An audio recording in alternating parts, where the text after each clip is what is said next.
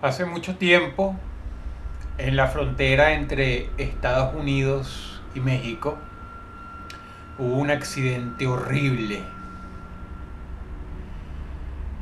Era una furgoneta pequeña llena de niños que por azares del destino y un chofer borracho, mal elegido para una responsabilidad tan importante,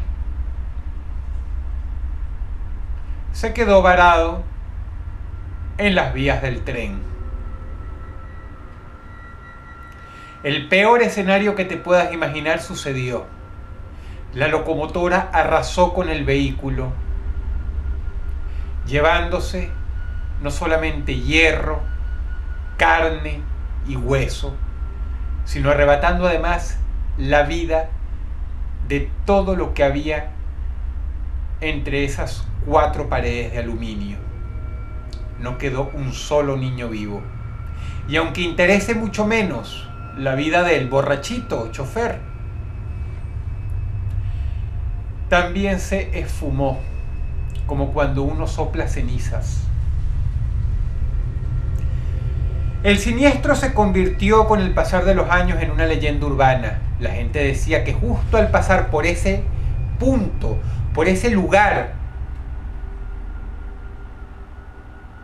en el que sucedió este hecho, se podían escuchar voces suaves que las traía el viento de repente, voces de niños.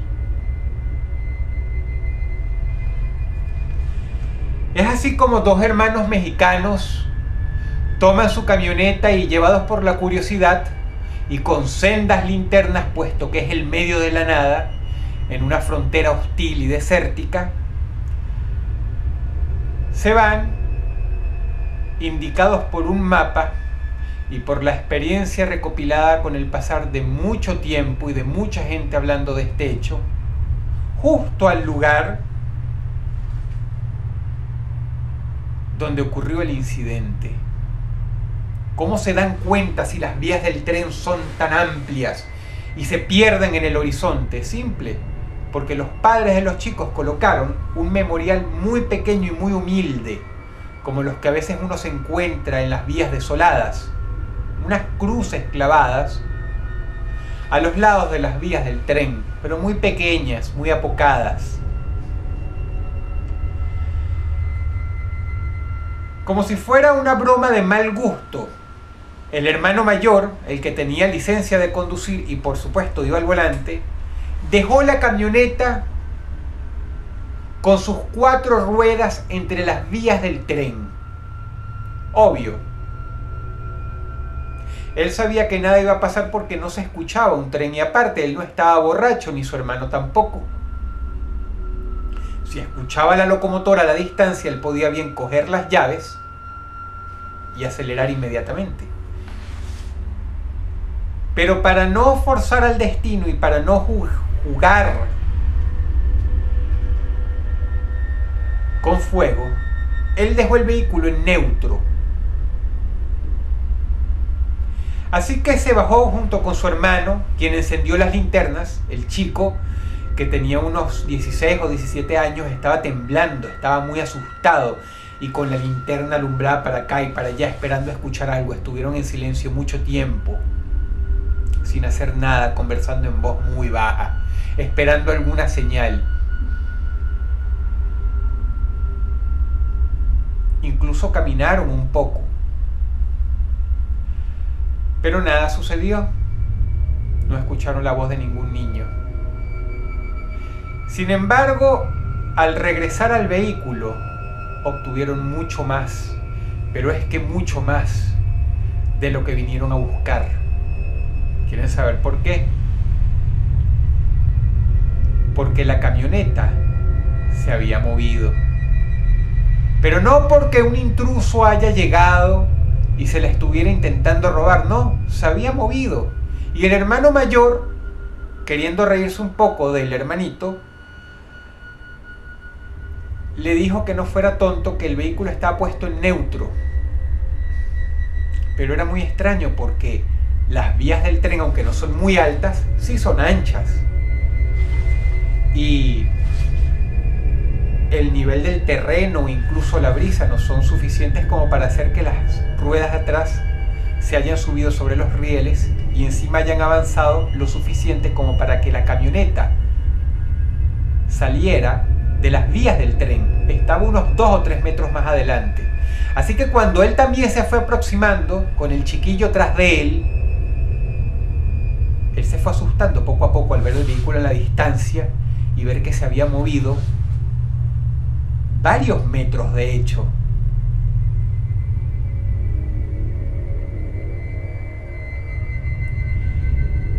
El desierto tiene mucha brisa, ¿saben? Y la brisa trae polvo. Los dos hermanos se horrorizaron mucho y tuvieron ganas de llorar incluso, cuando se dieron cuenta que en la parte trasera de la camioneta habían huellas de manos muy pequeñas. Huellas de manos puestas así. Huellas de niños.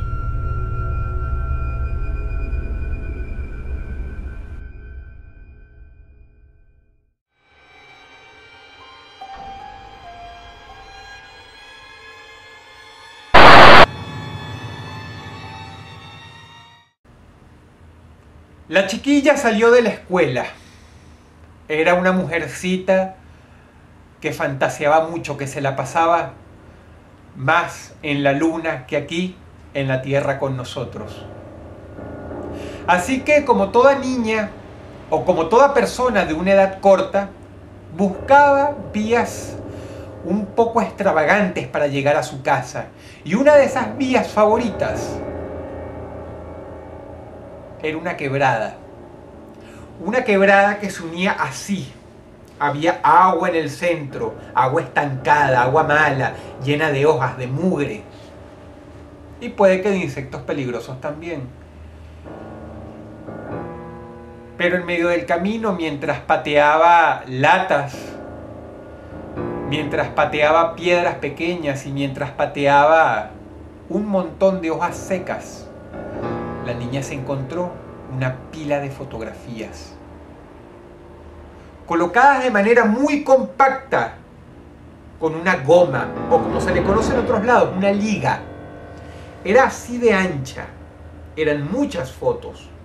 Y por supuesto, quien sea adulto y ve cosas en el suelo y además cosas sucias, uno las ignora, pero un niño o una niña, claro que no. La niña sintió curiosidad, se agachó, recogió la pila de fotos. No hizo falta quitar la gomita para ver que la primera foto de esta pila tenía un hombre, pero muy a lo lejos, muy a lo lejos. La imagen parecía negativa,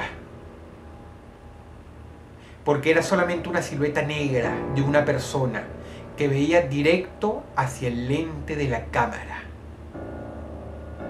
Sus rasgos no eran distinguibles. Su ropa se veía que era formal por la forma geométrica de la figura, pero se veían en negro. La niña, pensando por ella que había encontrado algo muy interesante, quita la liga con mucha dificultad de la pila de fotos, se la mete en el bolsillo y comienza a caminar en dirección a su casa.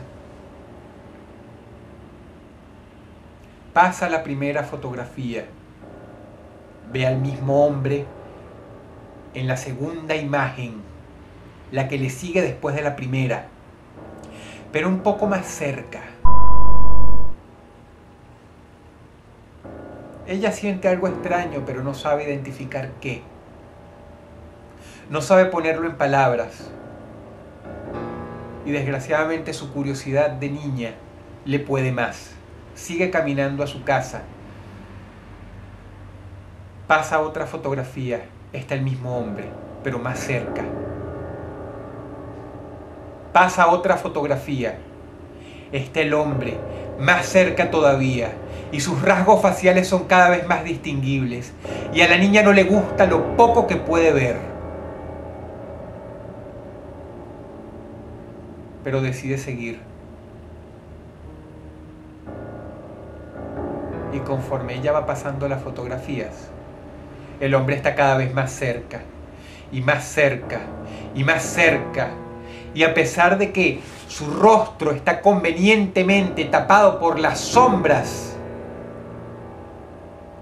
por lo opaca que es la imagen, se ve que no es una persona normal. Pero ella sigue, pasa otra foto, hasta que entonces la cara más horrorosa que ella jamás había podido imaginar, no solamente en su mente infantil, sino en todo lo que hubiera tenido de vida, cubre completamente el marco de la imagen. Quizá ella no lo haya logrado leer, pero debajo de esa foto estaba escrito a mano en rojo una frase: demasiado cerca. El hermano de la pobre nena estaba jugando en la computadora y escuchó el grito desgarrador de su hermana, largo, desesperado, incluso doloroso.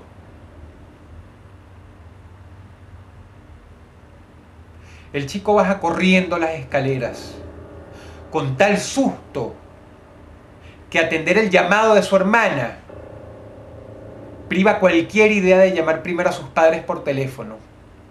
Abre la puerta de la casa violentamente, corre.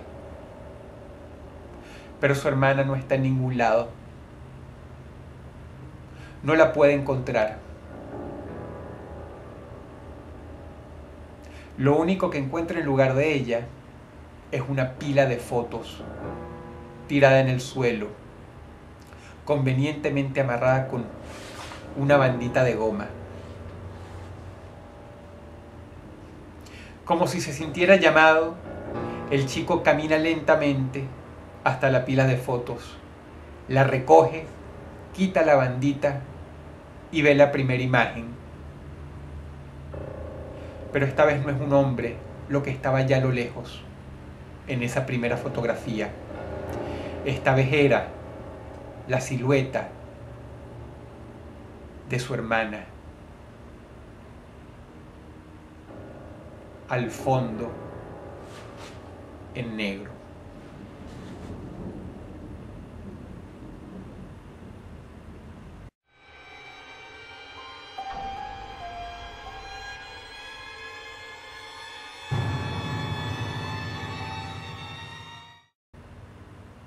Dicen que cuando uno hace equipo puede llevar las cosas más lejos.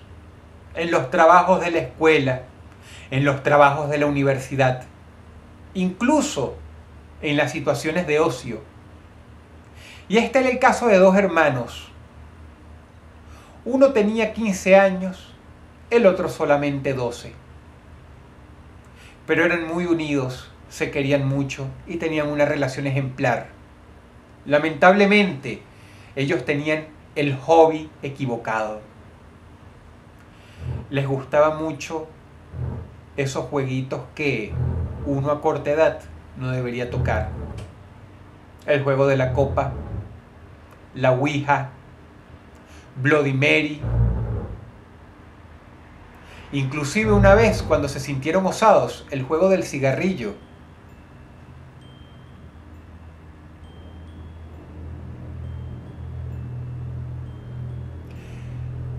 Pero cada vez que ellos intentaban algo nuevo, cada vez que ellos intentaban invocar a un espíritu, incluso a veces un demonio, nada pasaba y los dos chicos se sentían tan frustrados como cualquier ateo furibundo que está convencido de que esas cosas no existen.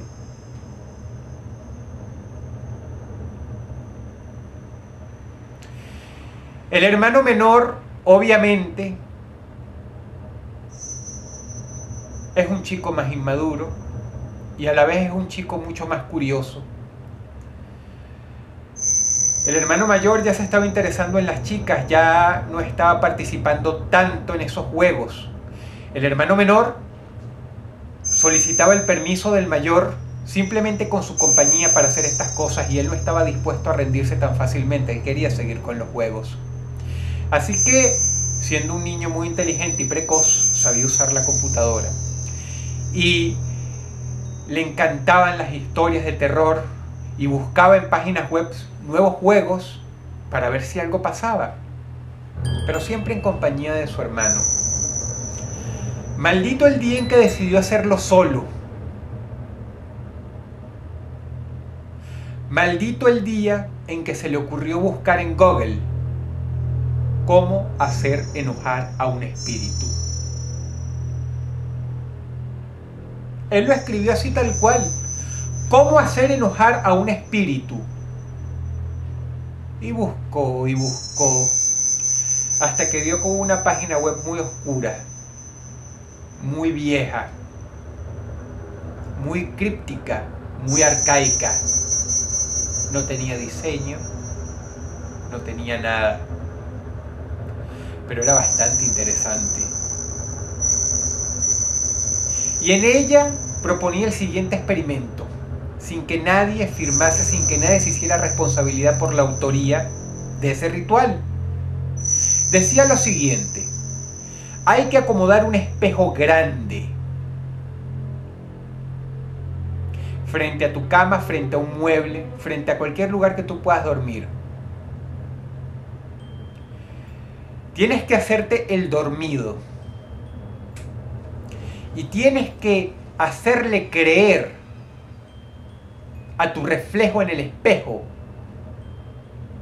que tú en verdad estás durmiendo. Y justo en el momento que tú sientas que lo has logrado engañar, levanta la mano derecha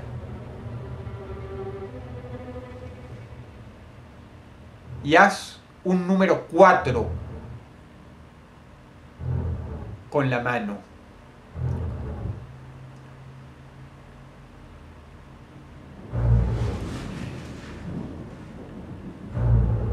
Si todo salió bien, tu reflejo en el espejo habrá sido engañado y estará mostrando simplemente un número 3.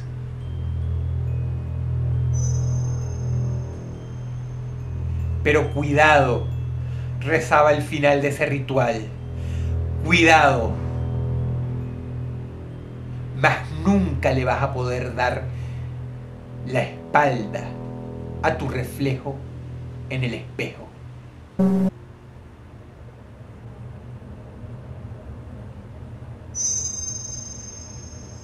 Cuando el hermano mayor llegó a la casa, encontró a los padres muy histéricos. ¿Y quieren saber por qué? Porque el hermanito menor estaba desaparecido. En lo que a los padres respecta, él no había pedido permiso para salir. Él no tenía ninguna cita en el cine hoy con algún otro amiguito. Él simplemente se fue de la casa.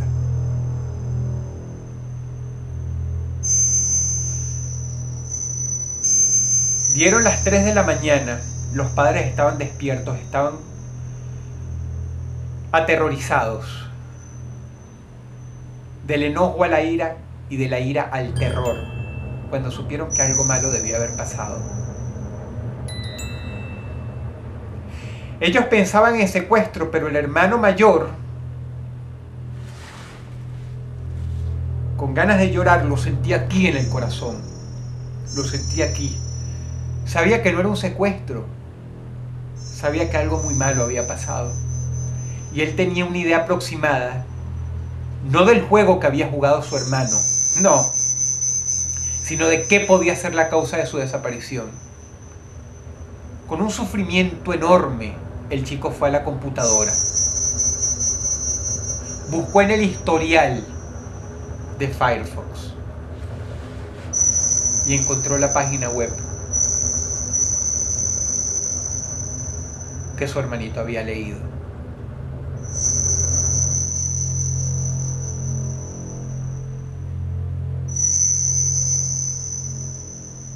Y entonces el terror estalló dentro de él.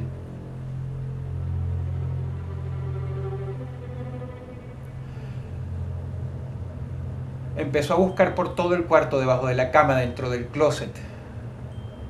Sabía que el espejo había desaparecido. Así que fue a ese lugar que sus padres no habían buscado aún, el cuarto de baño que ellos compartían. Encendió la luz y entonces despertó el horror. El espejo que había desaparecido estaba tirado en la tina, con 3 marcas de rotura, aquí, aquí y acá. Y un mensaje escrito en la sangre de su hermano por algún ignominioso ser. Ni se te ocurra hacerlo tú también.